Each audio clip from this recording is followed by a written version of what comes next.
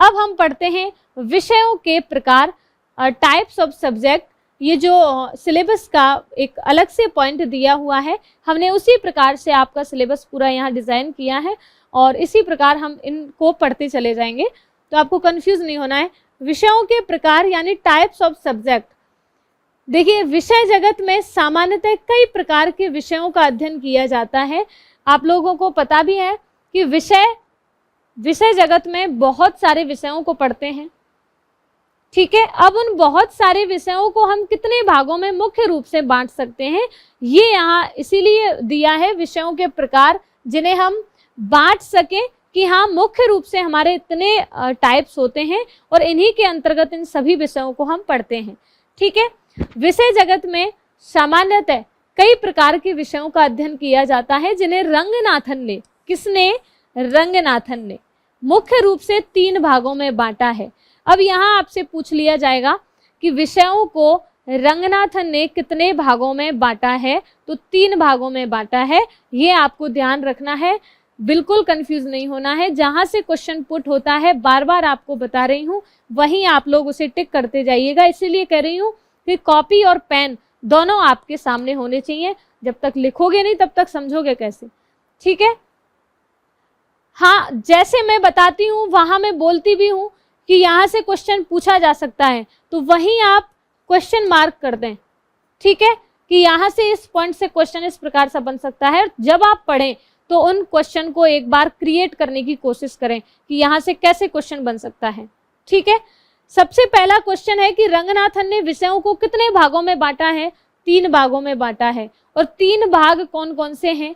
In the universe of subject many types of subjects are generally studied, which Ranganathan has mainly divided into 3 parts.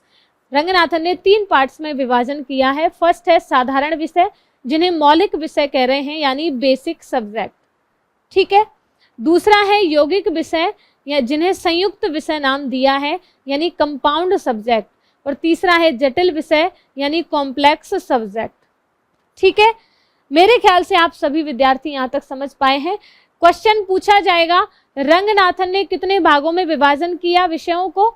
3 भागों में। 3 भाग कौन कौन से थे वो यहाँ भाग आपको ध्यान रखने हैं।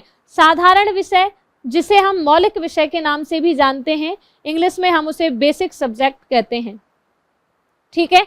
दूसरा है यौगिक विषय, जिसे संयुक्त विषय के नाम से जानते हैं, इंग्लिश में उसे हम कंपाउंड सब्जेक्ट भी बोलते हैं, ठीक है। और तीसरा है जटिल विषय यानी कॉम्प्लेक्स सब्जेक्ट। तो तीनों ही विषयों के प्रकार हैं। विषयों को हमने 3 भागों में विभाजित कर दिया। अब आगे हम इन्हें एक्सप्लेन करेंगे, तो आप समझते चलिएगा, ठीक है। पहला है साधारण विषय, बेसिक सब्जेक्ट। ये बेसिक सब्जेक्ट क्या होती है? साधारण विषय, उसे हम देखेंगे जिन विषयों में केवल मूल विषय ही रहता है, यानी एक मूल विषय जो पहला मुख्य विषय मानते हैं, अगर वही रहता है, अर्थात किसी एक विषय का ही संग्रह हो तथा उस विषय के अवयव के रूप में कोई भी एकल विचार नहीं हो, उसे हम साधारण विषय मानते हैं, ठीक है। साधारण विषय यानी बेसिक सब्जेक्ट हम उन विषयों को कहते हैं जिनमें सिर्फ एक ही ज्ञान का संग्रह हो, ठीक है, यानी एक ही विषय का संग्रह हो जिसमें कोई अलग से कोई एकल विचार नहीं जोड़ा गया हो, उसे हम कहते हैं मौलिक विषय। उदाहरण के रूप में अगर हम समझें, समाज शास्त्र, सोशियोलॉजी हम अगर पढ़ें तो वो हमारी एक मेन सब्जेक्ट के रूप में होती है जिसमें समाज का अध्ययन किया जाता है, ठीक है। तो ये हम समाज शास्त्र को हमने साधारण विषय माना, क्यों? क्योंकि इसमें ओनली समाज का ही अध्ययन किया जाएगा, कोई अन्य प्रकार का अध्ययन इसमें नहीं होगा। इसमें संग्रह जो किया गया है सिर्फ समाज के बारे में किया गया है, इसलिए हमने इसको माना है मौलिक विषय, ठीक है, साधारण विषय। दूसरा है जीव विज्ञान, जिसे हम बायोलॉजी बोल रहे हैं, ठीक है। जीव विज्ञान को भी हमने मौलिक विषय माना क्योंकि इसमें भी हम जीवों का अध्ययन कर रहे हैं, इसीलिए हमने इसको भी एक बेसिक सब्जेक्ट के रूप में माना है, क्योंकि इसमें कोई एकल विचार उत्पन्न नहीं हुआ है। एक है शिक्षा, एजुकेशन, इसमें हम शिक्षा की बात कर रहे हैं तो इसमें जो संग्रह दिया हुआ है वो पूरा शिक्षा का होगा। मनोविज्ञान है, साइकोलॉजी, इतिहास है, राजनीति विज्ञान है, भूगोल है, यानी बहुत सारी सब्जेक्ट ऐसी हैं, जैसे लाइब्रेरियन है, पुस्तकालय एक सूचना एवं पुस्तकालय विज्ञान, ये भी एक विषय है। तो ये बहुत सारी विषय ऐसी हैं जिनमें किसी एक ज्ञान का संग्रह हुआ हो, यानी उसी सब्जेक्ट से रिलेटेड उसमें चर्चा की गई हो, कोई एकल विचार उसमें नहीं जोड़ा गया हो, उनको कहते हैं हम मौलिक विषय। ठीक है, यानी एक विषय का संग्रह जब किया जाता है तो वहां उसे साधारण विषय के रूप में जानते हैं। ठीक है, तो मेरे ख्याल से ये मौलिक विषय जो बेसिक सब्जेक्ट है वो समझ पाए होंगे आप सभी। यहाँ आपको एग्जाम्पल भी दे दिए हैं, समाजशास्त्र, जीव विज्ञान, शिक्षा, मनोविज्ञान, इतिहास, राजनीति विज्ञान, भूगोल, बहुत सारे ये सब्जेक्ट हैं। Sociology, biology, education, psychology, history, political science, ये सभी मौलिक विषय के रूप में जाने जाते हैं। दूसरा जो प्रकार है वो है यौगिक विषय यानी संयुक्त विषय। ठीक है, कंपाउंड सब्जेक्ट जो है वो क्या है, इसमें क्या जोड़ा गया है, ये इसको कंपाउंड सब्जेक्ट का नाम क्यों दिया है, ये हम देखते हैं। यौगिक विषय ऐसी विषय होती हैं जिसमें एक तो मूलभूत विषय होती है, यानी एक मौलिक विषय जो हमने अभी पढ़ी है, एक तो मूल विषय होती है, और उस मूल विषय के साथ साथ एक या एक से अधिक एकल विचार भी अगर उपस्थित होते हैं तो उन्हें हम मौलिक विषय, वो यौगिक विषय या संयुक्त विषय के नाम से जानते हैं। ठीक है, अब उदाहरण के तौर पर समझने का प्रयास करेंगे। तो देखिए, मूल विषय बेसिक सब्जेक्ट थी। ठीक है, मूल विषय जो है वो कौन सी विषय थी, हमने अभी पढ़ी थी, ये सब्जेक्ट है। मूल विषय जो हमने पढ़ी थी जैसे बायोलॉजी है, शिक्षा है, या फिर साइकोलॉजी है, या हिस्ट्री है, पॉलिटी है, ज्योग्राफी है, ये सभी हमने मौलिक विषय के रूप में पढ़ी। अगर इनमें से ही कोई एक मौलिक विषय हो और उसके साथ में अगर कोई एकल विचार भी जोड़ दिया जाए, ठीक है, आइसोलेट आइडियाज भी जोड़ दिए जाएं, तो उन्हें हम कहते हैं यौगिक विषय। ठीक है, आइसोलेट आइडिया, उन्हें हम कहते हैं यौगिक विषय, यानी संयुक्त विषय के रूप में जानते हैं। अब जैसे शिक्षा जो है, यहाँ शिक्षा जो है वो एक मूल विषय के रूप में मानी गई है, और प्रौढ़ एक विषय नहीं होती, प्रौढ़ एक अलग से मूल विषय के रूप में नहीं पढ़ी जाती है। प्रौढ़ को एक एकल आइडिया यानी आइसोलेट आइडियाज के रूप में जानते हैं प्रौढ़ को। तो यहाँ हमने देखा शिक्षा और उसमें एक विचार जोड़ दिया प्रौढ़, उससे हमारी एक सब्जेक्ट निकल कर आई प्रौढ़ शिक्षा। तो ये जो सब्जेक्ट थी वो सब्जेक्ट हमारी कंपाउंड सब्जेक्ट हुई, यानी संयुक्त विषय हुई। ठीक है, क्लियर हुआ? ये शिक्षा में अगर हमने एकल विचार जोड़ दिया, प्रौढ़ जोड़ दिया, तो हमारी जो विषय निकल कर आई वो हुई है संयुक्त विषय यानी कंपाउंड सब्जेक्ट। इसलिए हमने कहा है कि प्रौढ़ शिक्षा जो विषय थी वो संयुक्त विषय है, क्योंकि उसमें एक मूल विषय है, फिर उसमें एक आइसोलेट आइडिया जोड़ा है। ठीक है, एक दूसरा एग्जाम्पल अगर हम देकर समझें, कृषि यानी एग्रीकल्चर एक मूल विषय के रूप में पढ़ी जाती है। आप सभी ने पता है कि एक कृषि जो है एग्रीकल्चर सब्जेक्ट हम एक मुख्य विषय के रूप में पढ़ते हैं, जिसे हम बेसिक सब्जेक्ट या मौलिक विषय मान सकते हैं। ठीक है, अगर उसमें हम गेहूं को जोड़ दें, अब ये गेहूं क्या है, आइसोलेट आइडियाज, एकल विचार है। ठीक है, गेहूं एक सब्जेक्ट के रूप में नहीं पढ़ा जाता। आप सभी को पता है कि गेहूं जो है वो एक नॉर्मली एक विचार है। ठीक है, लेकिन गेहूं एक विषय नहीं है। हाँ, यहाँ पर जो एग्रीकल्चर है वो एक मेन विषय के रूप में पढ़ी जाती है, लेकिन गेहूं नहीं पढ़ा जाता। जब भी हम मौलिक विषय में आइसोलेट आइडियाज को जोड़ दें और उससे जो हमारी विषय निकल कर आती है तो वो हमारी संयुक्त विषय होती है। ठीक है, अब इस कृषि में गेहूं के जोड़ने पर जो विषय बनी वो गेहूं की कृषि बनी, यानी वीट, एग्रीकल्चर ऑफ वीट बनी, गेहूं की खेती। तो वो जो विषय बनी वो हमारी संयुक्त विषय के रूप में निकल कर आई। ठीक है, तो हमें ये ध्यान रखना है, आपको जरूरी नहीं है कि जो एग्जाम्पल मैं यहाँ दे रही हूँ वही एग्जाम्पल आपको एग्जाम में देखने को मिले, लेकिन यहाँ मैं आपको इतना समझा रही हूँ कि मूल विषय देखनी है सबसे पहले, और मूल विषय में अगर आइसोलेट आइडियाज जोड़े गए हैं तो उससे जो विषय बनेगी वो हमारी कंपाउंड सब्जेक्ट होगी, ये आपको ध्यान रखना है। क्लियर हुआ? कंपाउंड सब्जेक्ट जब निकल कर आती है तब आइसोलेट आइडियाज का बेसिक सब्जेक्ट में जुड़ाव होता है, तभी हमारी कंपाउंड सब्जेक्ट निकल कर आती है।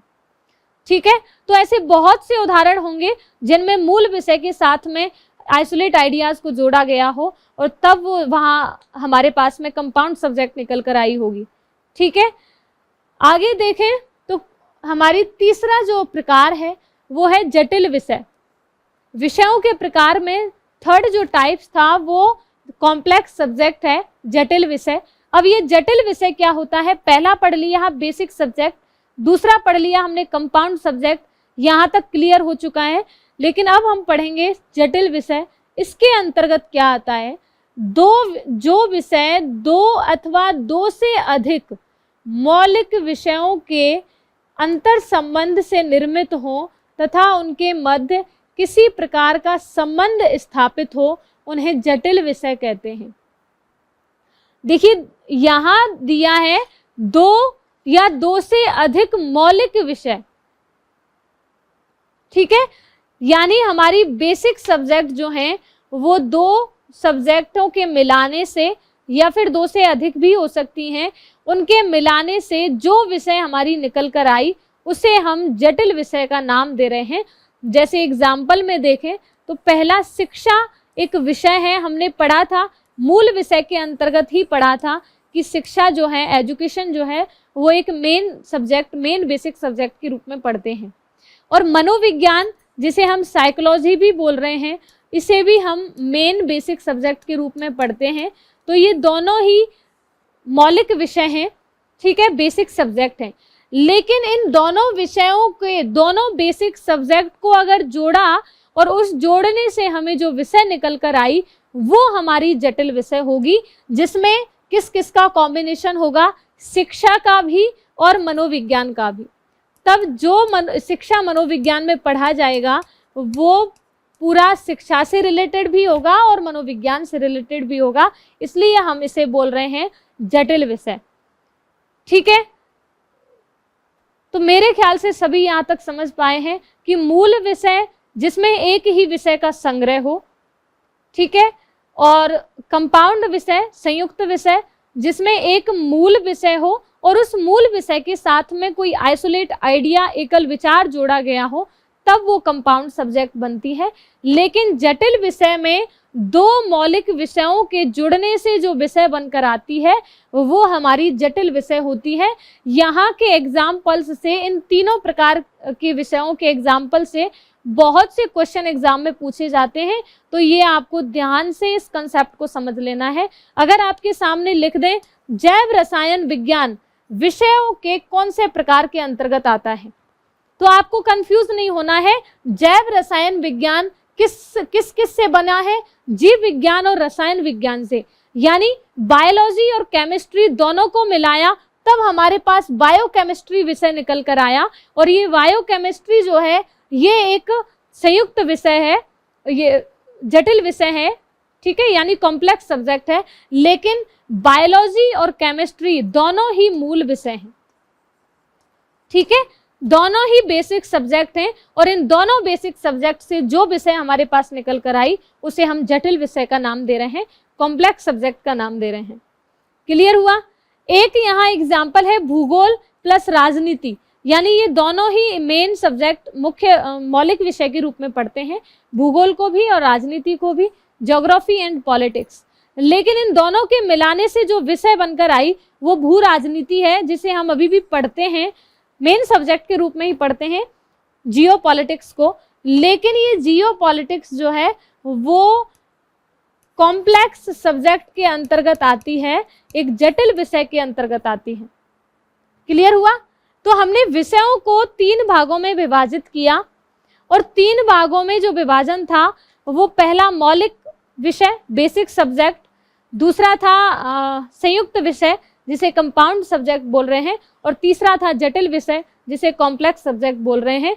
तीनों को हमने यहाँ ब्रीफ में पढ़ लिया है, आपको समझ लेना है, इस कंसेप्ट को बिल्कुल भी नहीं छोड़ना है, क्योंकि यहाँ से क्वेश्चन बार बार देखने को मिलेगा।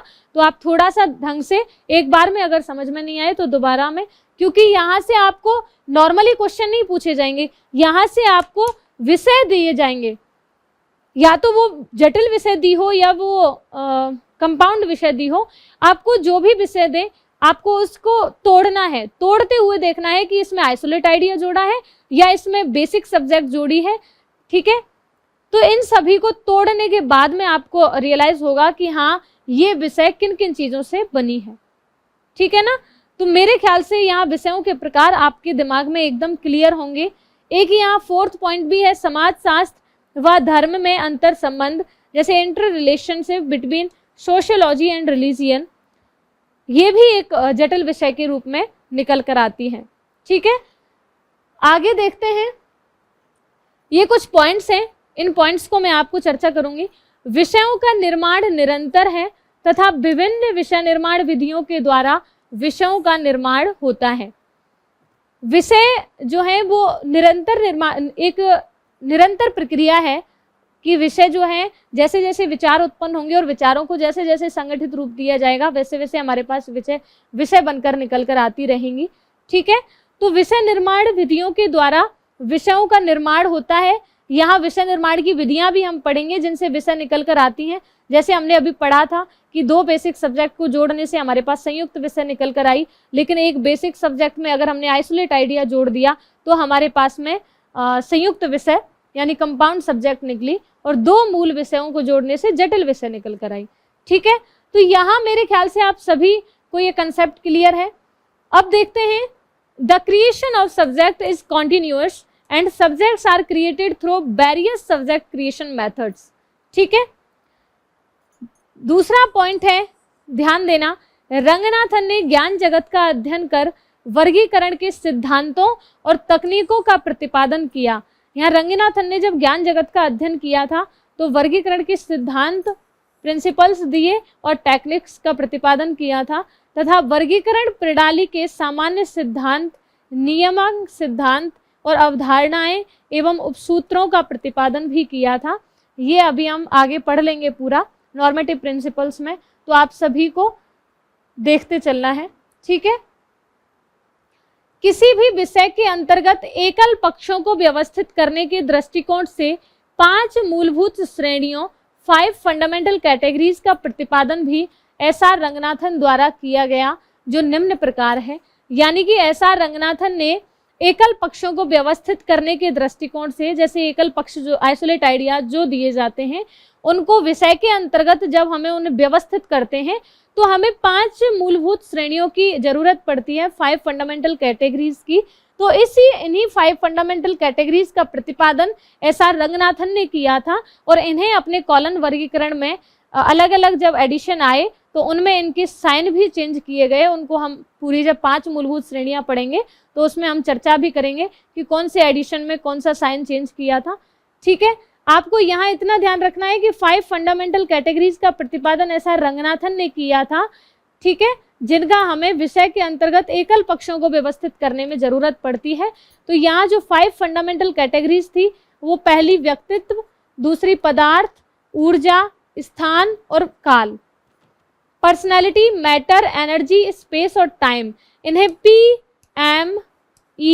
PMEST इसके नाम से इन्हें जाना जाता है, यानी संक्षिप्त नाम इसका PMEST है, personality, matter, energy, space, time, ठीक है। यही 5 मूलभूत श्रेणियां अन्य विषय वर्गीकरण प्रणालियों के लिए आदर्श बन गई, ये भी एक पॉइंट है। तो ये 5 मूलभूत श्रेणियां आपको ध्यान से पढ़ना भी है। आगे एक पॉइंट हम एक अलग से टॉपिक लेकर भी आएंगे इसके लिए, जो वर्गीकरण की यूनिट में आएगा, ठीक है। यहाँ आपको इतना याद रखना है कि हम विषय में इसका देख रहे हैं। यहाँ काइंड ऑफ सब्जेक्ट, ये एक टेबल आपके सामने दी है।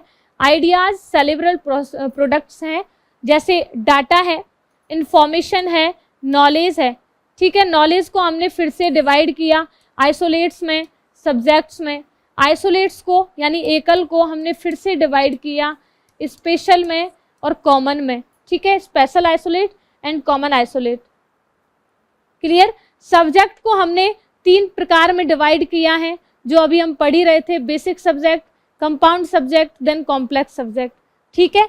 अब बेसिक सब्जेक्ट को भी 2 पार्ट में डिवाइड किया, मेन बेसिक सब्जेक्ट और नॉन मेन बेसिक सब्जेक्ट, ठीक है।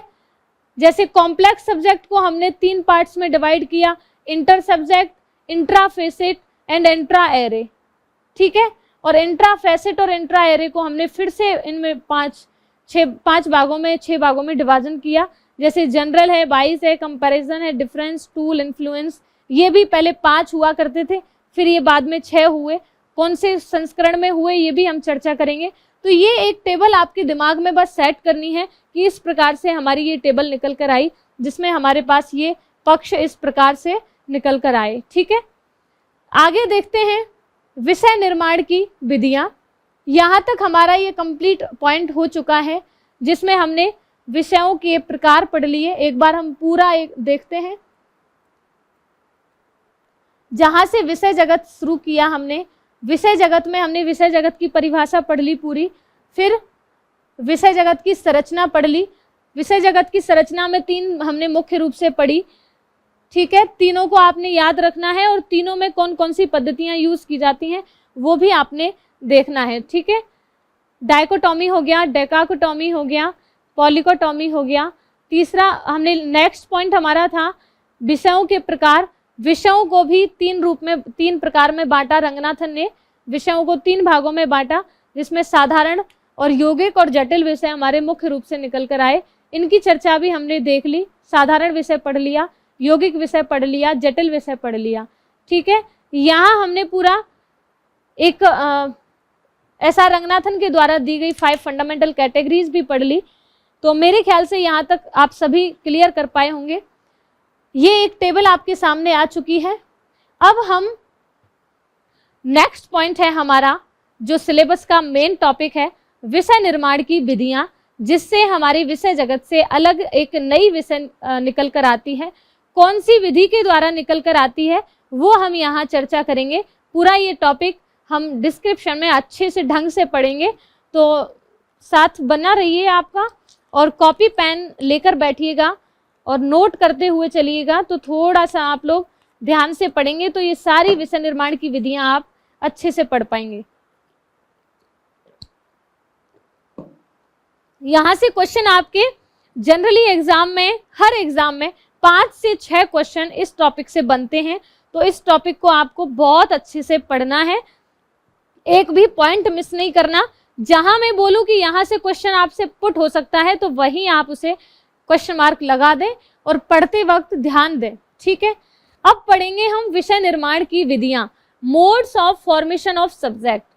सर्वप्रथम डॉक्टर एसआर रंगनाथन ने 1950 में अपने एक आलेख में 4 प्रकार की विषय निर्माण विधियों का प्रतिपादन किया, ठीक है। विषय निर्माण विधियां कब कैसे आई? हम जब विषयों के प्रकार पढ़ रहे थे तब मैंने बताया था कि रंगनाथन ने विषयों को आगे बनाने के लिए निर्माण विधियां भी दी, विधियों का भी निर्माण किया कि कौन सी विधि के द्वारा किस प्रकार की विषय बन सकती है। तो इनका जिक्र, इनकी चर्चा सबसे पहले 1950 में, यानी कि यहाँ से क्वेश्चन पूछा जा सकता है कि किसने सबसे पहले, रंगनाथन ने 1950 में एक आलेख में उन्होंने 4 प्रकार की विषय निर्माण विधियों का प्रतिपादन किया था। तो क्वेश्चन जो बनेगा वो सबसे पहला यही बनेगा कि 1950 में कितनी विषय निर्माण की विधियों की चर्चा की थी या प्रतिपादन किया था डॉक्टर एसआर रंगनाथन ने। तो हम कह रहे हैं कि 4 विषय निर्माण की विधियां निकल कर आई और वो 4 विषय जो थी विषय निर्माण की विधियां वो ये थी: शिथिल समुच्चय लूज असेंबलेज, देन पटलीकरण यानी लैमिनेशन, विच्छेदन डायसेक्शन और अनाच्छादन डेन्यूडेशन, ठीक है। इनको भी आगे उन्होंने मतलब किसी को कंबाइन किया या किसी को सेपरेट किया, ये भी आगे उन्होंने जब जैसे जैसे वो इन पर रिसर्च करते गए वैसे वैसे इनको चेंज किया। तो आपको यहाँ जो इस पॉइंट में ध्यान रखना है वो ये रखना है कि सबसे पहले 1950 में 4 विषय निर्माण की विधियां निकल कर आई, जिनको डॉक्टर एसआर रंगनाथन ने, जिनका प्रतिपादन 1950 में किया था। ठीक है, जिनका उल्लेख उनकी पुस्तक, कौन सी पुस्तक में? प्रोलेगोमेना टू लाइब्रेरी क्लासिफिकेशन में मिलता है, क्योंकि प्रोलेगोमेना टू लाइब्रेरी क्लासिफिकेशन का पहला संस्करण जो था वो 1937 में आया था, दूसरा फिर हम देखेंगे 57 में, फिर 67 में, इस प्रकार से इनका ये एडिशन आए थे। तो सबसे पहले प्रोलेगोमेना टू लाइब्रेरी क्लासिफिकेशन के दूसरे संस्करण में इन विषय निर्माण विधियों का उल्लेख मिलता है। कौन सी थी वो? 4 विधियां थी, ठीक है, जिनका प्रतिपादन 1950 में किया था। क्योंकि प्रोलेगोमेना टू लाइब्रेरी क्लासिफिकेशन का पहला संस्करण 1937 में प्रकाशित हो चुका था, उसमें तो इसका जिक्र नहीं किया गया था, लेकिन 1957 वाले एडिशन में इन विषय निर्माण विधियों का जिक्र किया था। तो हमने यहाँ 4 जो विषय निर्माण की विधियां पढ़ी हैं, इनका जिक्र सबसे पहले उन्होंने प्रोलेगोमेना टू लाइब्रेरी क्लासिफिकेशन पुस्तक में दिया गया है। ठीक है, तो मेरे ख्याल से यहाँ से जितने क्वेश्चन बन सकते हैं वो आप खुद क्रिएट करेंगे। पहला जो था वो डॉक्टर एसआर रंगनाथन ने विषय निर्माण विधियों का प्रतिपादन किया। 1950 में कितनी विधियों का किया? 4 विधियों का किया। रंगनाथन की कौन सी पुस्तक में इन 4 विधियों का उल्लेख किया गया है? तो प्रोलेगोमेना टू लाइब्रेरी क्लासिफिकेशन के दूसरे संस्करण में इन विधियों का उल्लेख किया गया है। ठीक है, यहाँ तक क्लियर हुआ? आगे देखते हैं। इसी के आगे क्रम में रंगनाथन ने 1960 में, अब आ गए हम 1960 में, 2 अन्य विधियों का प्रतिपादन भी किया। 4 तो पहले से कर चुके हैं 1950 में, 1960 में 2 अन्य विधि आई जो विषय निर्माण की विधि थी। पहली थी आस1 जिसे डिस्टिलेशन बोल रहे हैं, दूसरी थी विलियन जिसे फ्यूजन बोल रहे हैं। ठीक है, यहाँ तक क्लियर हुआ? अब कह रहे हैं एक पॉइंट है हमारे पास, 1973 में डीआरटीसी बंगलौर में कार्यरत ए नील मेधनन ने इन विषय निर्माण विधियों में संशोधन किया। ठीक है, कब किया? देखो, DRTC documentation research and training centre Bangalore में स्थापित किया गया था एसआर रंगनाथन के द्वारा। उसमें एक कार्यरत थे 1973 में ए नील मेधनन। उन्होंने विषय निर्माण विधियों में संशोधन किया और इनको समयानुसार अद्यतन बनाया तथा इन्हें वैज्ञानिक आधार प्रदान करके इनका पुनर्गठन किया। तो सबसे पहला जो क्वेश्चन यहाँ से इम्पोर्टेंट बन सकता है वो ये है कि इन विषय निर्माण विधियों का पुनर्गठन किस व्यक्ति के द्वारा किया गया? तो यहाँ आपको नाम याद रखना है, ए नील मेधनन। ठीक है, ए नील मेधनन ने इन विषय निर्माण विधियों का पुनर्गठन किया और इन्हें वैज्ञानिक आधार प्रदान करते हुए विषय निर्माण की 12 विधियों का जिक्र किया था। ठीक है, और उन 12 विधियों की जो फॉर्मेशन थी वो कुछ अलग प्रकार थी, यानी 4 जो विषय निर्माण विधि थी उनको थोड़ा चेंज किया। फिर 1960 में जो 2 अलग से रंगनाथन ने दी उनको भी चेंज किया और उन 12 विधियों को इस क्रम में रखा कि एक के बाद एक विधि का किस प्रकार से जिक्र किया, वो हम यहाँ एक बार देख लेते हैं। ठीक है, इन विषय निर्माण विधि ये हैं, उन विषय निर्माण विधियों को हम अच्छे से और एक्सप्लेनेशन में अच्छे ढंग से पढ़ेंगे आगे, लेकिन 12 विधियां कौन कौन सी थी वो एक बार पढ़ लेते हैं। सबसे पहली आती है, इन्हें हमने बांट दिया है। ठीक है, पहली है विखंडन, फिशन विधि, दूसरी है डाइसेक्शन, तीसरी है डेन्यूडेशन। ठीक है, ये विषय निर्माण की 3 विधि ऐसी हैं जो बेसिक सब्जेक्ट निर्मित करती हैं। इस प्रकार हमने इन्हें बांटा है, यानी कि फिशन विधि से भी बेसिक सब्जेक्ट निकल कर आती है और डाइसेक्शन यानी विच्छेदन विधि से भी बेसिक सब्जेक्ट निकलती है और डेन्यूडेशन विधि से भी बेसिक सब्जेक्ट निकल कर आती है। विषय निर्माण विधियों से जितने क्वेश्चन पूछे गए हैं उनमें बहुत से क्वेश्चन ऐसे ही पूछे गए हैं इस पैटर्न में कि कौन सी विधि से किस प्रकार की विषय निकल कर आती है, यानी मौलिक विषय या संयुक्त विषय या फिर जटिल विषय। ठीक है, कौन सी विषय कौन सी विधि के द्वारा निकल कर आती है। इस प्रकार के क्वेश्चन बहुत से पेपर में देखे जाते हैं। तो आपको यहाँ मैंने ये क्राइटेरिया आपको इसलिए रखा है इस पैटर्न में कि आप समझ पाएं कि ये जो 3 विधि हैं उनसे बेसिक सब्जेक्ट ही बनेगी। इन विधियों में किस प्रकार से बनती हैं वो हम आगे चर्चा करेंगे, लेकिन कंसेप्ट हमारा दिमाग में हमें ये रखना है कि इन 3 विधियों से ओनली बेसिक सब्जेक्ट बनेगी। यहाँ एक दूसरी है पटलीकरण फर्स्ट और पटलीकरण सेकंड, यानी लैमिनेशन फर्स्ट और लैमिनेशन सेकंड से सिर्फ हमारी कंपाउंड सब्जेक्ट निकल कर आएगी और कोई सी भी विषय नहीं बनेगी। संयुक्त विषय जो बनती है वो सिर्फ पटलीकरण यानी लैमिनेशन विधि से बनती है। विषय निर्माण की एक मुख्य विधि के रूप में जानी जाती है लैमिनेशन विधि, पटलीकरण विधि। उससे हमारे पास संयुक्त विषय निकल कर आती है जिसमें आइसोलेट आइडियाज को जोड़ते हैं। हमने जब प्रकार पढ़े थे उसमें मैंने बताया था कि आइसोलेट आइडियाज को किसी मूल विषय के साथ जोड़ दिया जाए तो वो हमारी संयुक्त विषय निकल कर आती है। और ये जो विषय निर्माण की विधि है लैमिनेशन, इसके तहत संयुक्त विषय कंपाउंड सब्जेक्ट निकलती है। ठीक है। तीसरा है शिथिल समुच्चय फर्स्ट, शिथिल समुच्चय सेकंड, देन शिथिल समुच्चय थर्ड, यानी लूज असेंबलीज फर्स्ट, सेकंड और थर्ड। ये भी 3 विषय निर्माण की विधियां हैं। इन तीनों विषय निर्माण की विधियों से कॉम्प्लेक्स सब्जेक्ट यानी जटिल विषय यानी कॉम्प्लेक्स सब्जेक्ट, ठीक है, जटिल विषय हमारी निकल कर आती है विषय निर्माण की कौन सी विधि से? शिथिल समुच्चय प्रकार फर्स्ट, शिथिल समुच्चय प्रकार सेकंड, देन शिथिल समुच्चय प्रकार थर्ड। इन तीनों विषय निर्माण की विधियों से हमारे पास जटिल विषय निकल कर आती है कॉम्प्लेक्स सब्जेक्ट। ठीक है, ये आपके सामने ये पैटर्न जो दिया है वो आप देखिए। तीसरा है जटिल विषय यानी कॉम्प्लेक्स सब्जेक्ट जो है वो कुछ और विधियों से भी निकल कर आती है। अन्य विधि भी हैं विषय निर्माण की जिनके तहत कॉम्प्लेक्स सब्जेक्ट निकल कर आती है।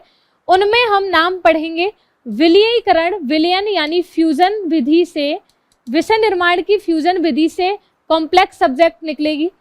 एक है आसवन यानी डिस्टिलेशन विधि जिससे कॉम्प्लेक्स सब्जेक्ट निकलेगी। एक संचयन जिसे एग्लोमेरेशन बोल रहे हैं, एक समूहन जिसे क्लस्टरिंग बोल रहे हैं।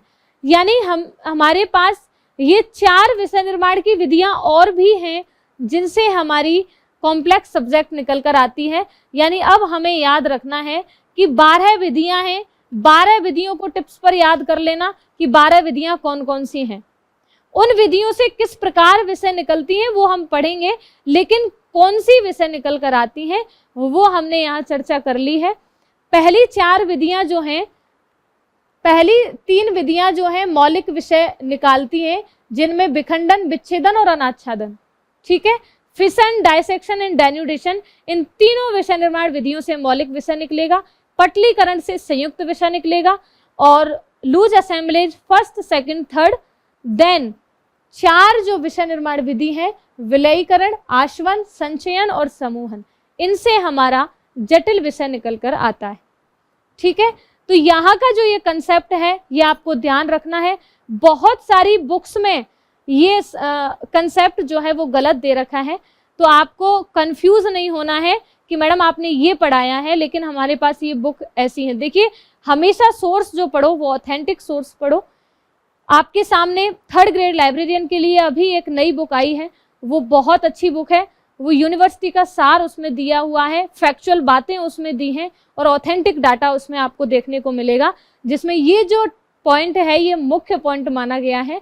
क्योंकि इसमें मेन यानी कि कुछ बुक्स में बेसिक सब्जेक्ट में इन 4 विधियों को जोड़ा है, यानी इन 4 विधियों से बेसिक सब्जेक्ट निकल कर आती है, लेकिन ऐसा नहीं है। ठीक है, इन 4 विधियों से जटिल विषय निकल कर आएगी, कॉम्प्लेक्स सब्जेक्ट निकल कर आएगी। आप यूनिवर्सिटी की बुक्स खोलोगे तो आपको देख पाओगे। ठीक है, किसी भी विधि के द्वारा, यहाँ एक पॉइंट है, अब देखते चलिए। किसी भी विधि के द्वारा निर्मित नवीन विषयों का समायोजन वर्गीकरण पद्धति में सहायक क्रम में होना चाहिए। ये यहाँ एक पॉइंट दिया है कि जब भी कोई विधि है, किसी भी विधि के द्वारा जो नवीन विषय निर्मित हुआ है उसका समायोजन वर्गीकरण पद्धति में जो भी क्लासिफिकेशन स्कीम है उसमें सहायक क्रम में उसका समायोजन होना चाहिए। ठीक है। The arrangement of new subject created by any method should be in A helpful order when the classification scheme. ठीक है। नेक्स्ट पॉइंट जो है वो ज्ञान जगत का सर्वाधिक प्रभाव वर्गीकरण पर पड़ता है, इसलिए वर्गीकरण पद्धति इस प्रकार की होनी चाहिए जिसमें निम्न विशेषताओं का समावेश हो। यानी कौन सी विशेषताओं का समावेश हो वो हम आगे पढ़ेंगे।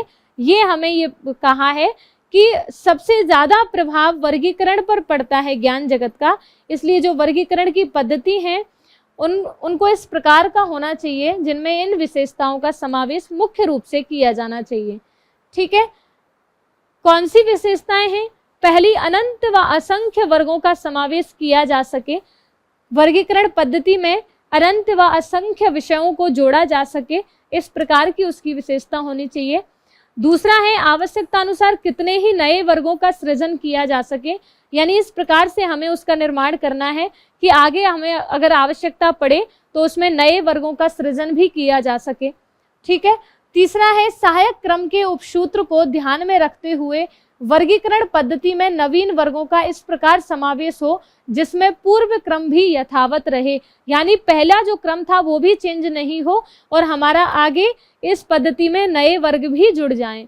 ठीक है। इस प्रकार का उसका अनुक्रम जो है वो सहायक अनुक्रम दिया जाना चाहिए। आगे देखते हैं, विषय निर्माण की विधियां जो थी वो हमने यहाँ तक कर ली। ठीक है। अब एक एक करके हम पूरी 12 जो विषय निर्माण की विधियां हैं उनको हम चर्चा करेंगे आपके सामने। तो मेरे ख्याल से आप सभी को यहाँ तक क्लियर हुआ होगा। अब एक्सप्लेन में हम पूरा ढंग से पढ़ेंगे पूरी 12 विषय निर्माण की विधियां, जिनसे किस प्रकार से कौन सी विषय निकल कर आती है और किस प्रकार से निकलती है वो सभी हम आपके सामने चर्चा करेंगे।